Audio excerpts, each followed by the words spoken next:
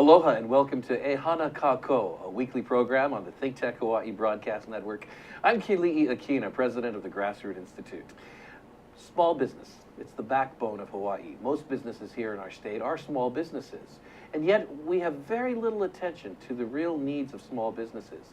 A recent report put Hawaii dead last, number 50, in terms of the tax climate that favors small businesses. And that's one of many reports that tells us this may not be the paradise for small businesses. Today I've got a gentleman who knows all about small businesses.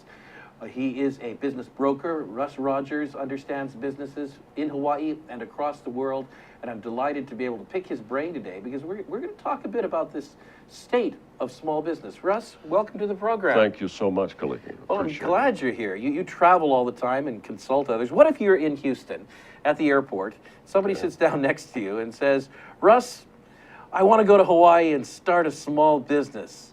What do you tell him? Well, I think my first reaction would be, are you sure?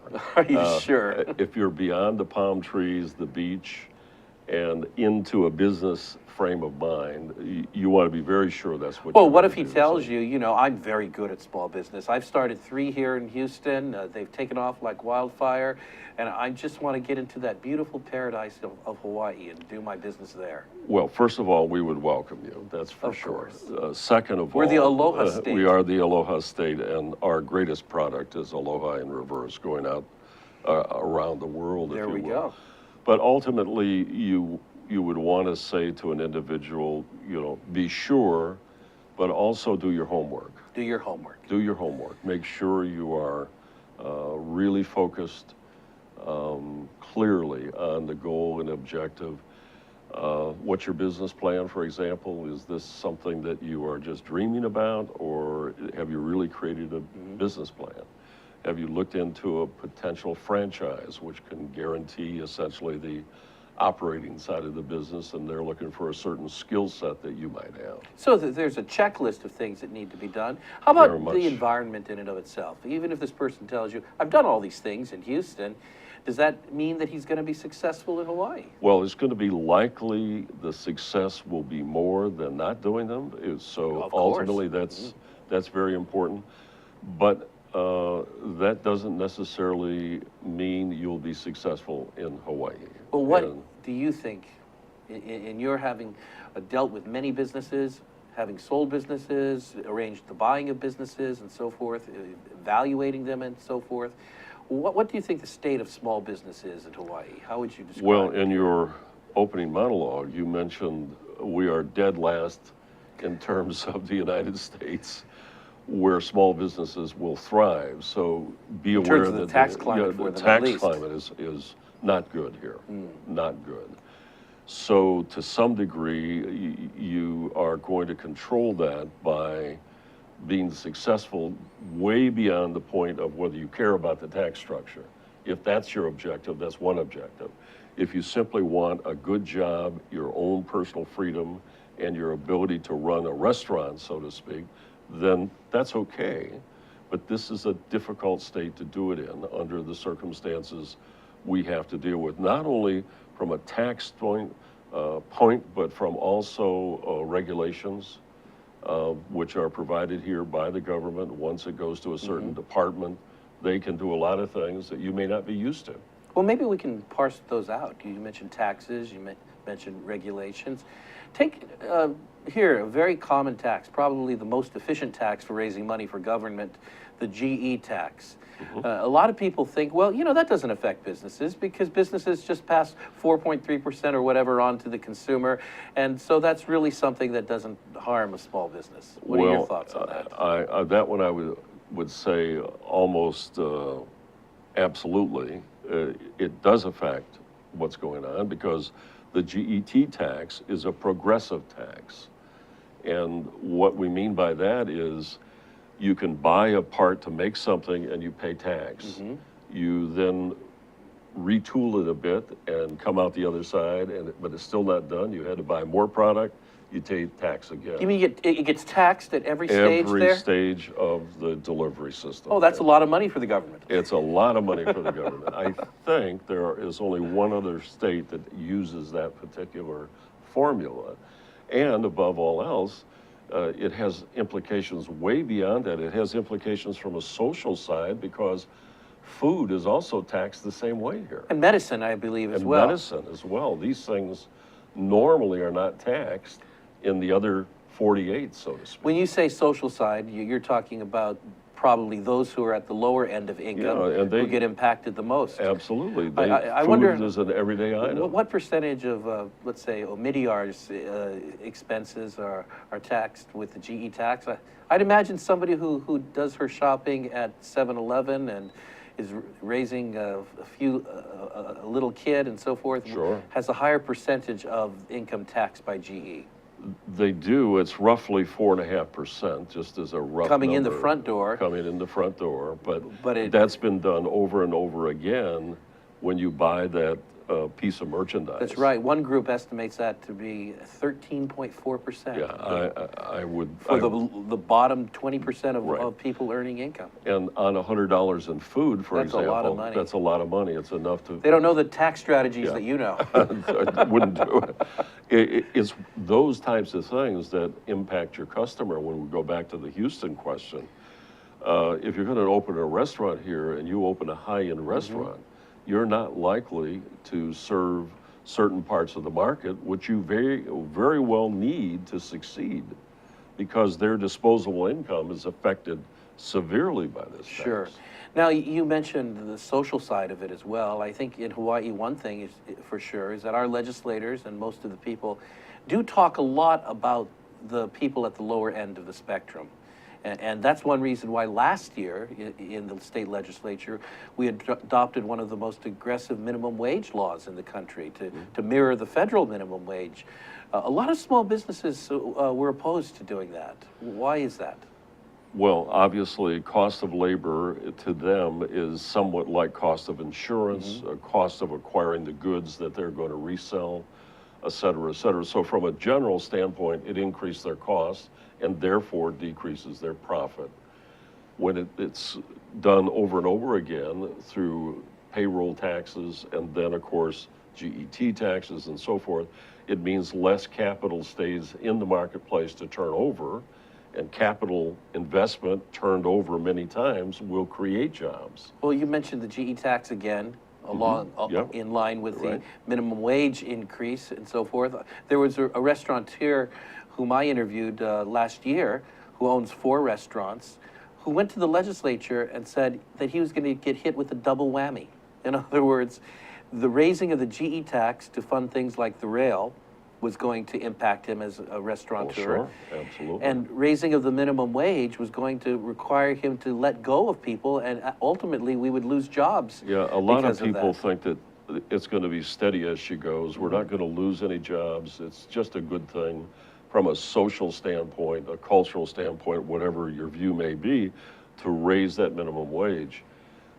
Sure, I mean, more money helps people, but it doesn't necessarily help small business. And when you put yourself in the position of looking at the bottom line, you have to make a profit to survive. Businesses survive for 2 reasons. 1, to make a profit, and 2, to exist for the next day. Absolutely. And if they don't do that, they're not going to be around long. Now, you mentioned GE taxes in general. You've mentioned, well, we together talked about minimum wage. But earlier on, you said you'd advised this mythical friend in Houston about regulatory climate here in Hawaii. Well, what do small businesses have to face in terms of regulations here that they don't have to face in a good number of states with booming economies? Well, first of all, understand that regulatory taxes, if you will, are one thing that I don't see them doing. They're not passed by the legislature. Oh, in other words, there are laws that happen behind closed doors, made up by commissions and so forth. Exactly. So they're not the things you see at the front end. You go to the legislature and say, shall we have this tax or not? They're issued under the authority of an agency. Of an agency that may have been brought into existence many, many years ago. So they're not really relevant to the marketplace every day, yet they have this authority to step up and say, oh, you should do this, or you should do that, et cetera, et cetera. And sometimes it can come in the form of zoning. It can come in the form of business itself, in terms of what your business is all about. Other times it can be delivered through a change in the cultural status of a place. All of these things are not fun when you deal with it. Here in Hawaii, offhand, I would say the regulatory environment is as strong as any state by any stretch. But it's a national problem as much as Hawaii. Hawaii wants to, in a sense, get their arms around everything.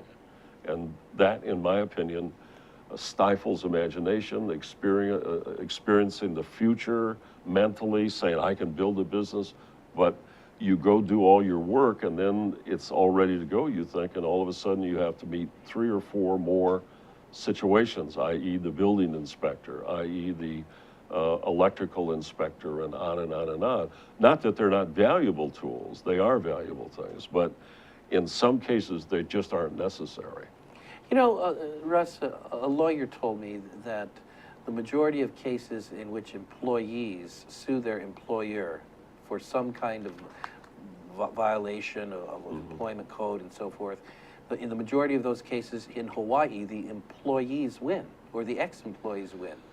Now this was a lawyer talking off the cuff to me, but does that kind of fit with your experience here in Hawaii? Well, you have to be, first of all, if you're not dealing with your employees correctly, which means they're just as important as you are. You deserve it. You are going to get into a situation where you either overmanage, and that, in essence, creates underperformance. It makes things change in the wrong direction.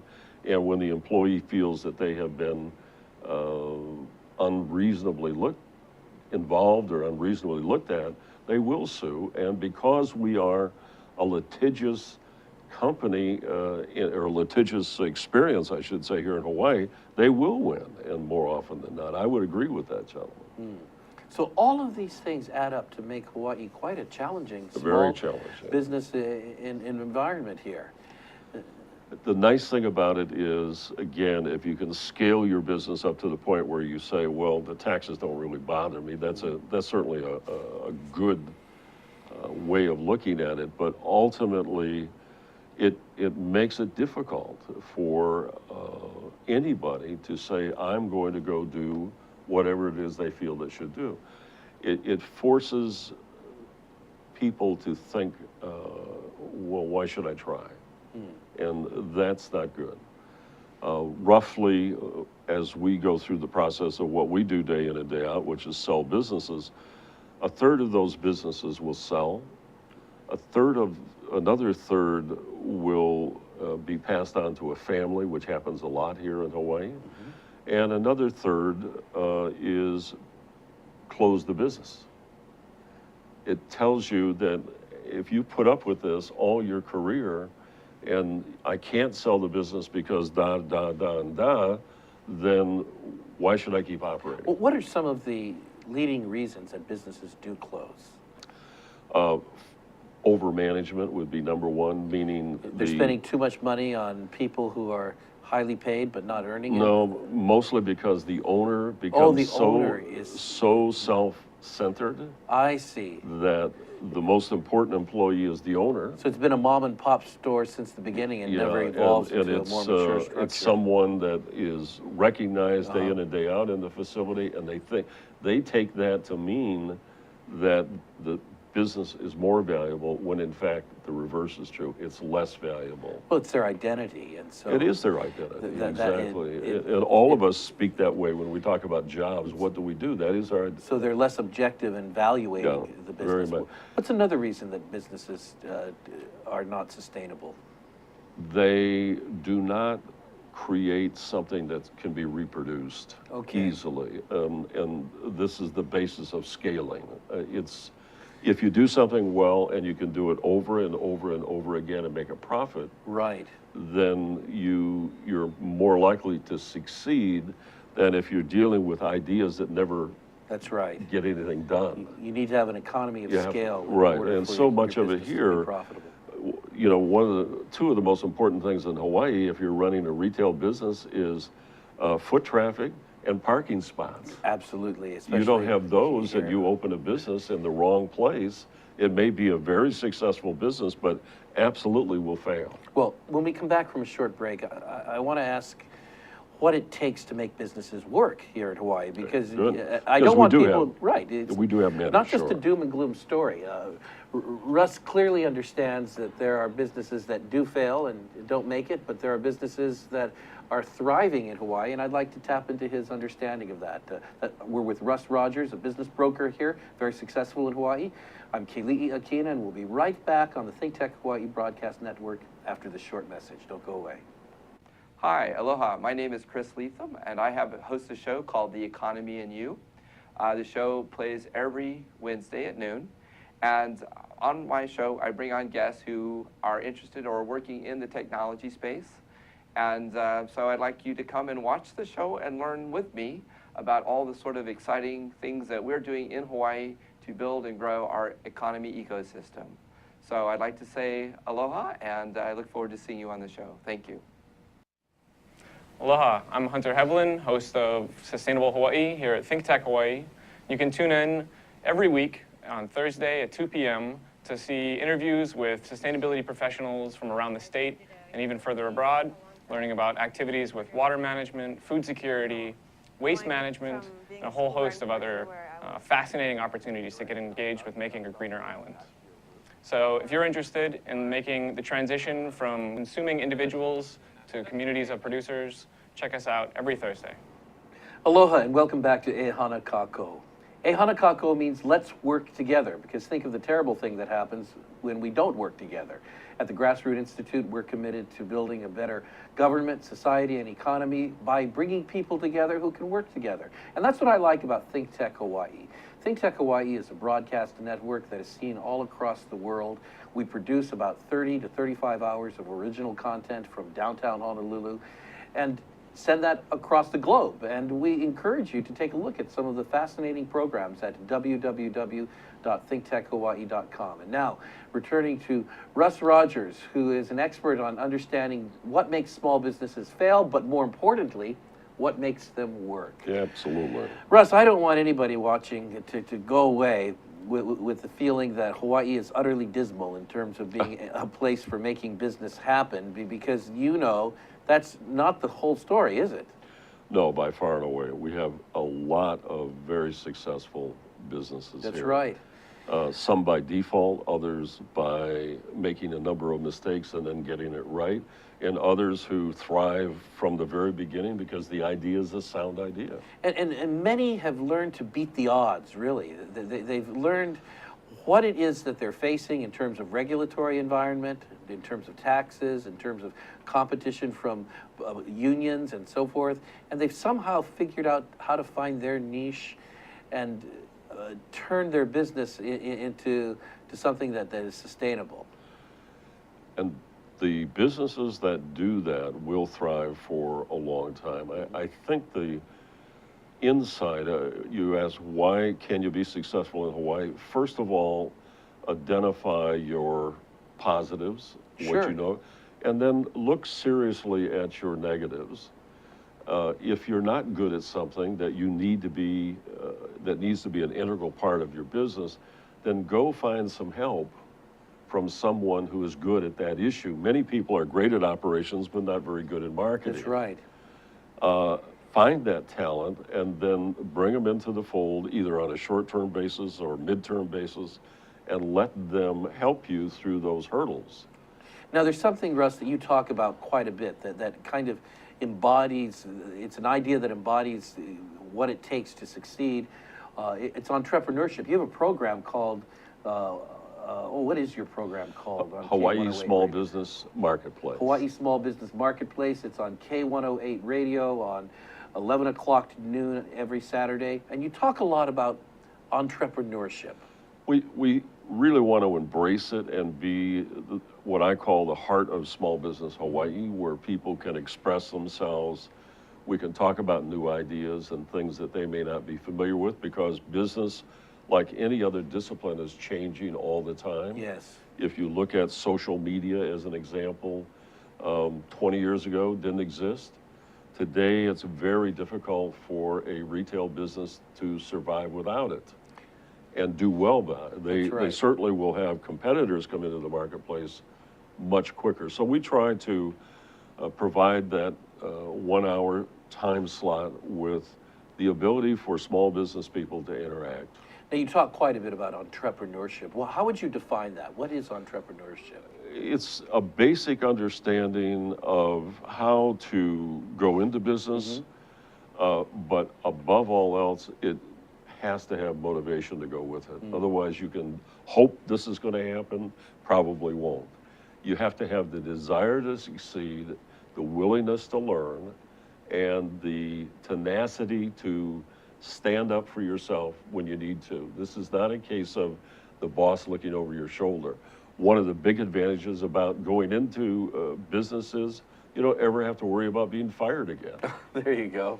So is that not a good goal for all of us to look at? Sure. I mean, it's nice to have that freedom. On the other hand, it does bring a lot of semi-baggage with it. You have to work a lot of hours. Well, there are risks involved with starting a business that one doesn't entail simply by going to work in a job.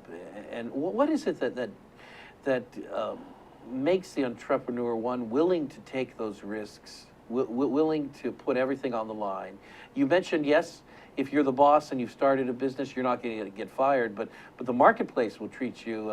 The marketplace will fire devastate you if absolutely. If you fail in your task. You want to be a good listener for sure. Ultimately, one of the benchmarks in small business, if you don't make it within the first 5 years, most of them will fail. The startups will fail within 5 years. Why? Because they haven't done their homework. They haven't done the business plan. They have not created a place in their mind that says, I had an objective of this for the month of, and it was less than this. What did we do wrong? How can we change? How can we improve? You're constantly seeking that ability to improve your lot in life, so to speak, lot in business. And if you don't do that, it's very easy to go off the trail and ultimately point the finger at somebody else. In the entrepreneurship world, you are the person. You are the only answer. Go outside and get help if you need it, but take the responsibility for focusing on a good business plan. A franchise, for example, as I mentioned earlier, will force the business plan to be carried out, or they don't want you.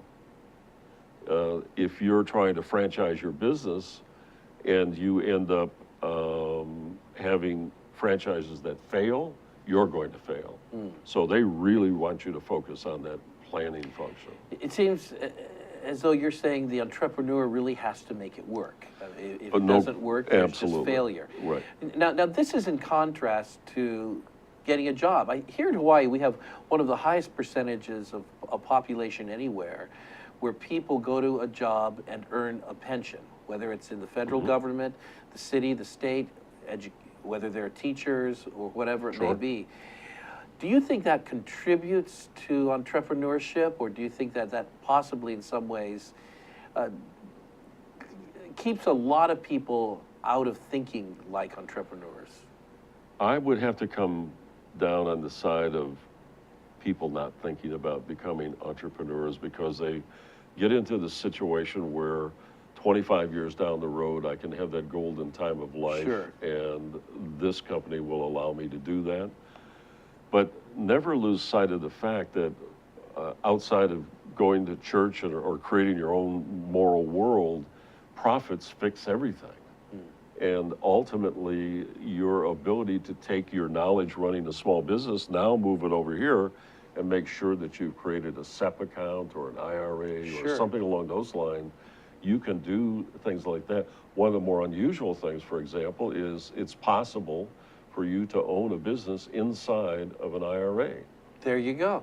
So you can kind of That's accomplish an interesting both. Concept. In other words, instead of treating an IRA merely as a retirement tool, you could actually be investing it actively as Correct. an entrepreneur. Correct. Explain a little bit more about that. Well, Because it's that an sounds alternative. counterintuitive in a sense. It has been around for a while, but ultimately it is a way for you to invest in yourself. So when you look at that profitability at the end of the year, you can start to say, well, I can put some away for a retirement, but who am I investing in but myself? Sure. And it's really that simple. Now, we have all types of people who can help do that. You need a good wealth advisor. You need a good business consultant, whomever, you're comfortable with. But that's pretty much it. You can invest in your own business from a retirement account if you care to. They're always on television telling you about going in and putting gold or silver or whatever in your portfolio, but you can actually put your own business in there. And I didn't mean in any way earlier, however, to disparage those who choose to work in institutions, No, not at all. government institutions in particular, or large corporations where there are pension plans. But what's interesting is that today, work is so flexible and technology is so available that people can, inside of an organization, from the safety of their job, venture out and do a part-time job, a business, Sure. to start something, or even And that vend to happens- their own, vend to their own employer. It happens a lot. They enjoy their work, but they also think about getting into another line of work someday. They can start a part-time business and move forward. And I agree with you.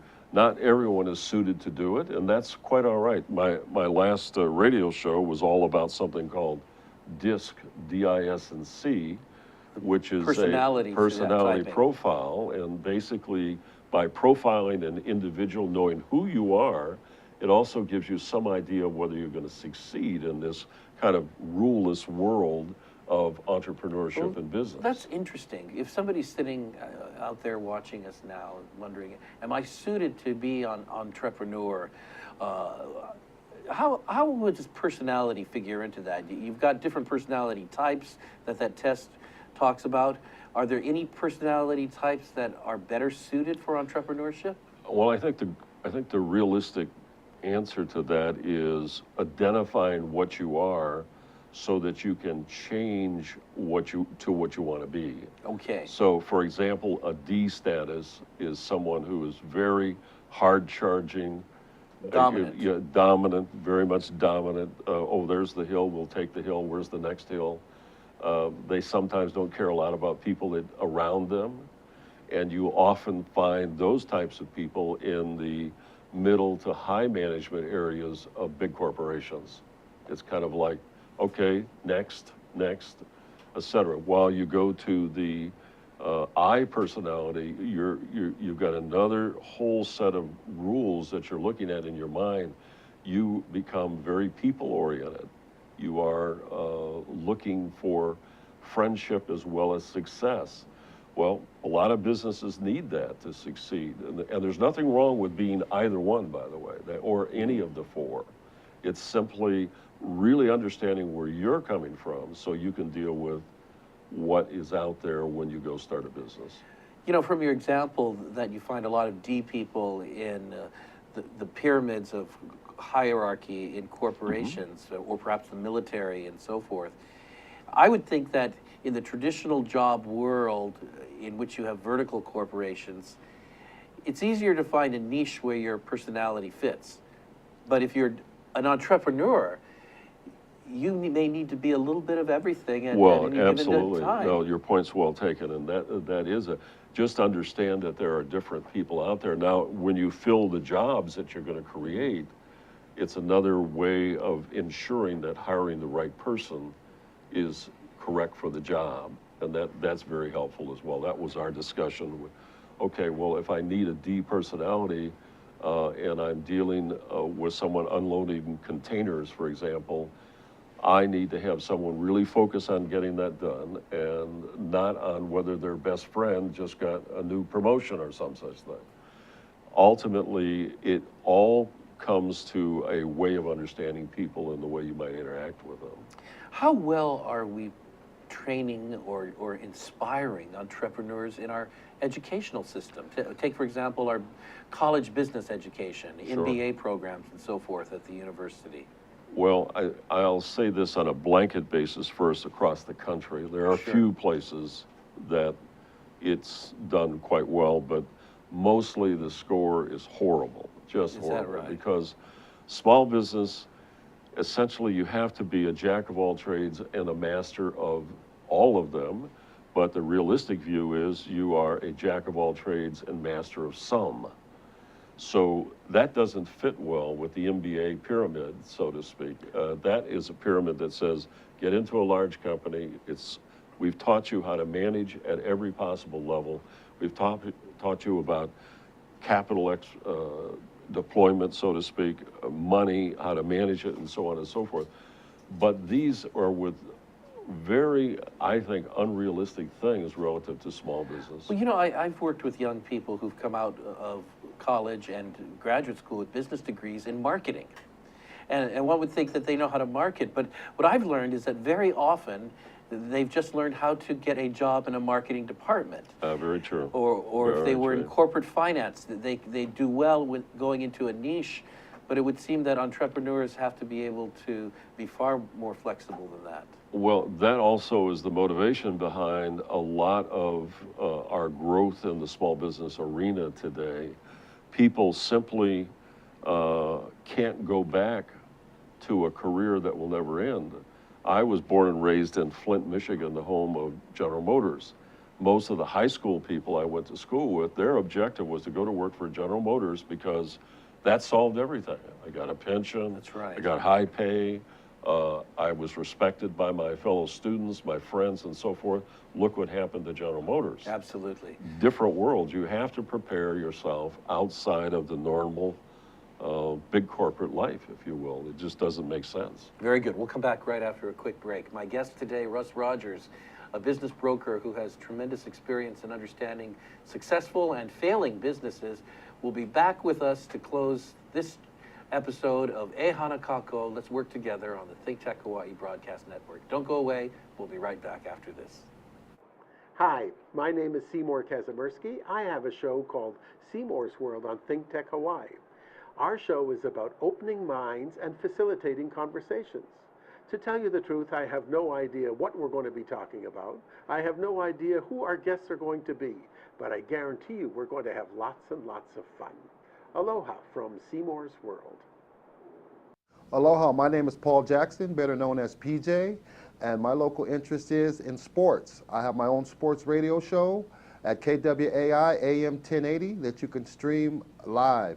I also have my own website, pjsportsradio.com. We have live guests in studio, and we talk about discussions and topics that everyone wants to know locally here on the islands. We cover everything from surfing to basketball to whatever's going on locally, sports-wise. We try to do our best and cover the topics in depth as much as we can. Once again, thank you for joining PJ here on Hawaii Sports Update. Mahalo. Aloha and welcome back to Ehana Kako. And I hope that your experience of Hawaii is one that is prosperous. And if you are involved in business, that you're able to succeed in every way.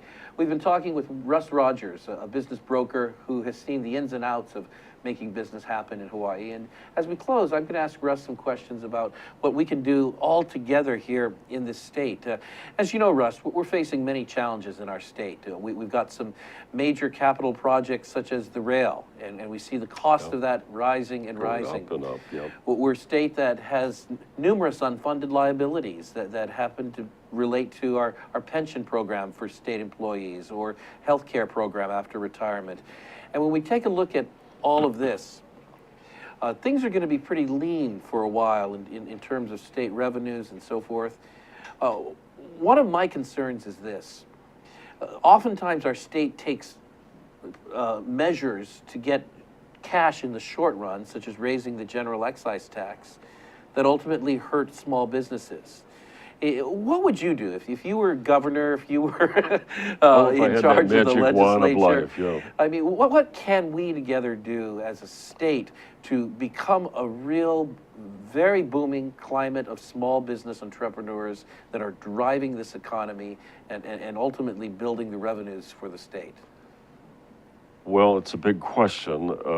I have a personal view on it, so I'll offer it up. I think, for example, the legislature and our good governor should essentially waive the GET tax for any privately held individual or company in terms of sales of $1 million or below. Okay, now just to recap for some who may be joining us, the general excise tax here in Hawaii is one of the most oppressive in the nation, and for businesses, we pay progressively, as you explained earlier, at every stage of the game.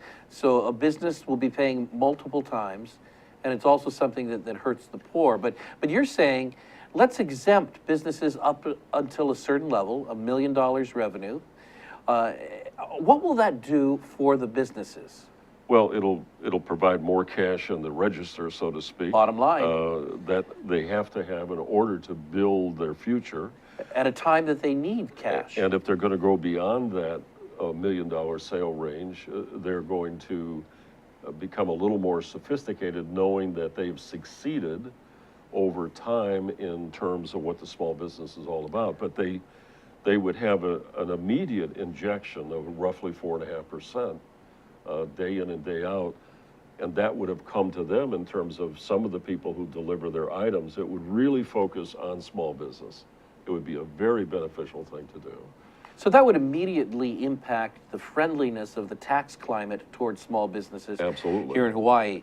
And I mentioned earlier, but didn't name the report, the American Legislative Exchange Council has determined that, and that's ALEC, has determined that Hawaii is now, as of 2014, the 50th, the bottom, the lowest no lower. Ranked tax environment for small businesses.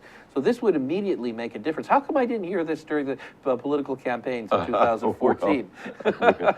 Although our good governor seems to have a bit of a plan on small business, I just don't think that kind of thinking is freely associated out there with people who want the state to succeed. I mean, remember, a successful small business in the long run is going to pay a lot of taxes. And while we're on the subject of GE tax, with that remarkable proposal of yours not to impose it until businesses hit $1 million revenue, what do you think about measures such as adding to the GE tax? There are at least half a dozen bills in our legislature, as you and I talk, that will do that, the most infamous of which is the proposal to extend the surcharge for rail construction on the GE tax. What about those? Well, it's an axiom in my view. Every time you raise taxes, you lose jobs. It's that simple. Okay. And there's no other substitute for it. It either takes the money into the state, which is used and then solve one problem, but for example, the unfunded liability in this state is incredible. A huge amount of money that's committed to. Someday that has to be provided by folks, and the only way you're going to do that is to tax them. I think that it's a very bad idea, frankly. It seems as though you're of the thinking that if we let consumers have more money and spend it, if we let businesses have more money to invest, that in the end we'll have a bigger economy, and that will fuel the government in terms of the revenues it needs. I think that's it. It's not really all that complicated. Very simple. It's pretty simple, and our economists out there would generally agree with that. We tend to be doing the opposite, which is taking money from the consumer, which is shrinking the amount that goes in the economy, taking it from businesses, which prevents them from investing and growing, and that ultimately leaves less money available for the government. And that's it, simple. It just shouldn't be. The other thing I would do is I would recreate Hawaiian money. Hawaiian money. There was a. Now, you're not talking about violating some federal currency laws here. You're talking about something else. No, as a matter of fact, we would not be violating any laws. There's no law that says you have to pay for goods and services with federal notes. That law So doesn't what would exist. Hawaiian money be? It would be whatever we created, but let's start with a $1 bill, a $5, a $10, all the way up and down the line. And then if it's not going to go off the island and it's acceptable, then use that cash. The first thing it would do is determine the importance of the local economy. We would see what the economy is really all about.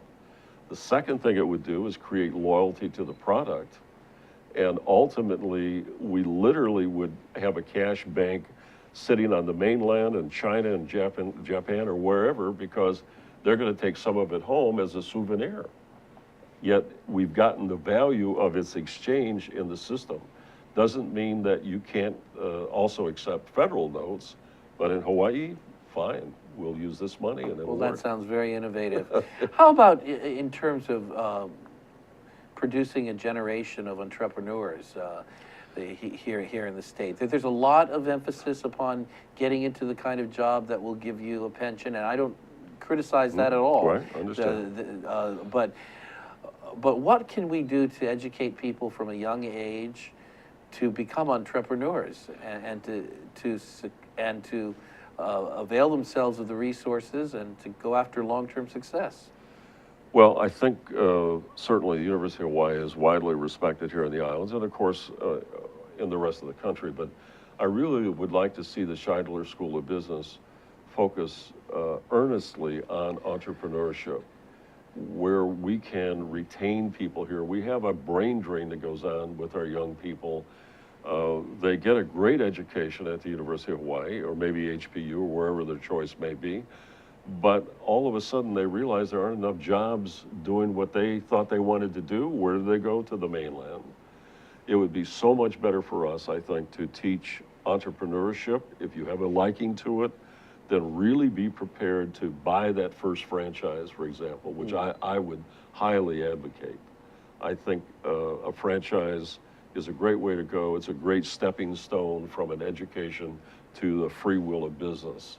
What can we do to increase the availability of capital here in Hawaii? I know that we've had stories such as the failure of the super ferry that scares away investors from coming. Right. One of my guests, the executive director of High Beam, an incubator for businesses, says there's enough money here at a startup level. People can get $25,000 to $50,000 from their relatives or from a mortgage, second mortgage, or whatever it may be. But once a business starts to get running, in order to boost it up, there's a real shortage in Hawaii. Right. And so a lot of businesses fail mainly because of undercapitalization. Well, one thing I would absolutely favor is the creation of private capital funds with a mission statement of investing in all types of business, although Hawaii is a wonderful place for tech type businesses. But there's nothing wrong with having a fruit stand in Haleiwa. It all has to blend in and make our economy. So I would definitely favor investors using their money to create all types of jobs at the small business level. How about that? I know you're a fan of microloans internationally. Microloans, Do you think there's any place for that here in Hawaii? Microloans can work, and as a matter of fact, they're almost non-existent except for a couple of situations here in the islands. So increasing the microloan availability would be wonderful. About 20% of all loans today are sought out on the internet. Is that right? 20%, and that number is going up. This is the crowdsourcing and crowdfunding as well. Crowdfunding, there's a company called Cabbage Incorporated, and on and on and on. They can provide capital at that level, and it is a high-tech industry we could do here because the labor is fairly inexpensive, but your coverage is huge. Well, Russ, this has been fascinating, and I do certainly hope that our legislature and our governor were listening. I hope so. And they'll take It's fun to be in that position. some of these Thank you for your solutions time. to heart. I'm Keli'i Akina with the Grassroots Institute, signing off with Russ Rodgers today, a business broker, and I hope that you'll take time to take a look at thinktechhawaii.org for programs like, thinktechhawaii.com for programs like this and many others. Until next week on E Hana Kako Aloha.